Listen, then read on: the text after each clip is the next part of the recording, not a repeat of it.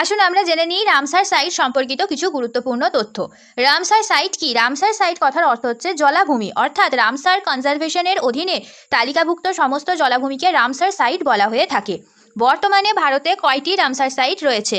সঠিক উত্তর হচ্ছে 54টি রামসার সাইট রয়েছে। উলার হ্রদ কোথায় অবস্থিত? উলার হ্রদ জম্মু ও কাশ্মীরে অবস্থিত। ভারতের প্রথম রামসার সাইট কোনটি? এই প্রশ্নটা কিন্তু খুব ইম্পর্টেন্ট। প্রথম রামসার সাইট হলো চিল্কা হ্রদ, ওড়িশাতে আছে। 1981 সালে এটি রামসার সাইট হয়েছিল।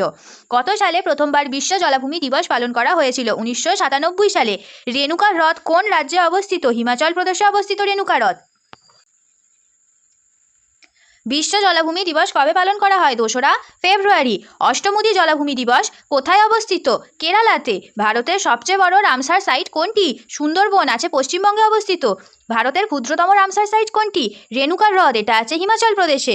ভারতের 46তম রামসার সাইট কোনটি?